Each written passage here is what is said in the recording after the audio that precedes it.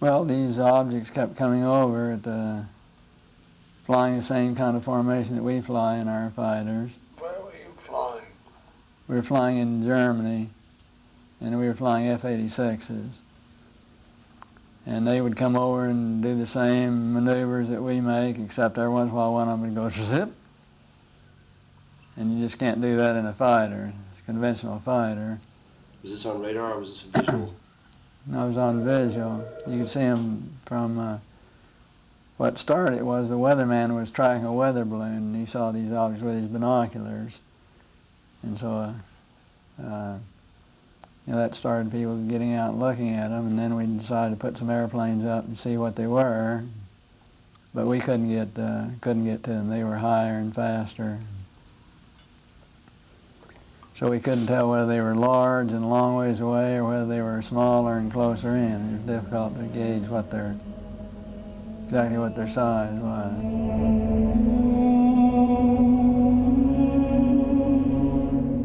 They were definitely in formation. What year was this? In 51, about 1951. Do you think the Russians had that kind of technology back then? No. So how close would you say you might have gotten to them? I mean, you definitely determined that there were objects that were under intelligent control, or was it? Well, yeah, they weren't just random. They were flying fighter formations, very definitely under positive control. They're just typical saucer shape, double lenticular shape, metallic looking. I think they were definitely piloted vehicles, each one with the pilot in it, and very definitely in communication with one another, because they would have flights of more than 4. They'd have flights of maybe 12 or 16, and when they make a turn, they'd cross the flights in under, and they had to be in communication to be coordinated. Yeah, every once in a while one would zip off to the side, just do a lateral maneuver out to the side. Much as you've ever seen the lights, the UFOs that they filmed over Clear Lake, California. Have you seen those filmed? I have. How they'll sit there in formation and all of a sudden want to go, I think they were extraterrestrial pilots flying, no doubt about it. Well, that was, I was having some cameramen film the installation of a precision landing facility we were putting in right on the edge of the dry lake. And this saucer flew right over them and put down 3 little gear and landed out on the dry lake bed. And they went out to, picked up their cameras and moved on out toward him filming. And he lifted off, put the gear back in the well, and climbed out at a very high rate of speed and disappeared. And so while I was going through all the regulation books and finding out the number to call in Washington to report it, I had them go over and develop the film. By the time they got back with the developed film, I was on the higher and higher and higher level officer talking to me. Finally, with the colonel telling me to, when the film arrived at my desk, to put it in the carrier pouch. There would be a courier there at my office by that time already, and they'd arranged for him to fly in our base airplane back to Washington with these films, and do not run prints, et cetera, et cetera, et cetera. So we stuck them in the courier pouch. Did you watch the film? We didn't have a chance to run it. I had a chance to hold it up to the window and look at it. It was certainly good film.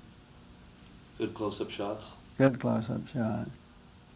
Nothing like I'd ever seen. Double lenticular shape. Same, didn't have a cupola on it or anything. It was pretty much the same basic shape. But this time I was involved in the research and development and doing very classified programs myself, at the test center. So I knew that we didn't have any vehicles of that kind, and I was 99 9/10% sure that the Russians didn't have any of that type either. So at that point in time, there was no doubt in my mind that this vehicle was made at some other place than here on Earth. And you send it on just like you're ordered to do, and do what they tell you to do. You know, I was working at the time, I was working on a little program that nobody knew about. We were not allowed to discuss with our family or discuss with anybody, and that was the U2 program. So it was in the same category, really. In my opinion, I think they were worried that it would panic the public if they knew that someone had vehicles that had this kind of performance way back right after World War II, period of time. So they started telling lies about it. And then I think they had to cover another lie, you know, tell another lie to cover their first lie, and now they don't know how to get out of it. Now it's going to be so embarrassing to admit that all these administrations have told a lot of untruths that it's going to be embarrassing to get out of it. Do you think they want to get out of it? Well, I think basically each and every president would probably like to get out of it, would like to come clean on the deal and not have to continue to tell distruths. Eventually there's going to be something happen that will make all of them have egg all over their face, and they're going to have to admit that they haven't been truthful at all. I have a good friend who's a commercial airline pilot. He's had about 3 different occasions where one is pulled right up alongside his wing and set in formation with him. And he's on a major airline.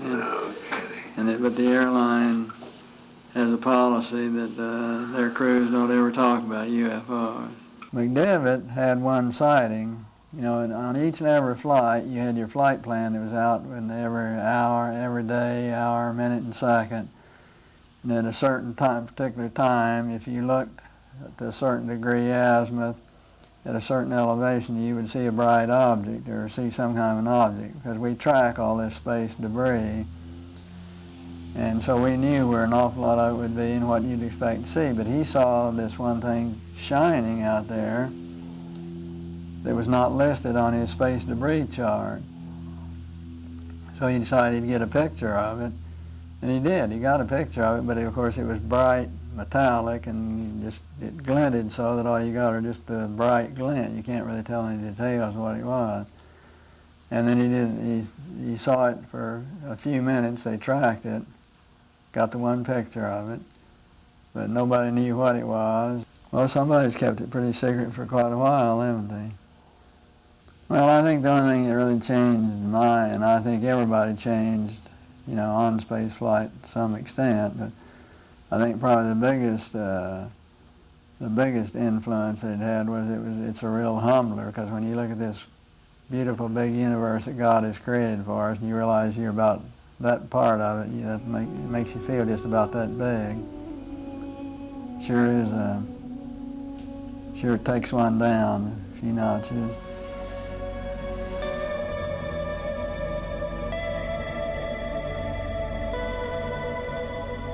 Actually, we were very favorably received at the UN, and Kurt Waldheim was very interested, and he agreed that he thought it'd be a good idea to form a committee and to do the investigation at that level. But nothing ever got done. Kind of typical of the UN, they talked a good game, but never got around to doing anything about it. By NASA's own figures, there are some 400,000 other planets out there that could be habitable. And I just can't believe that God would habitate this one planet only and leave all these others barren.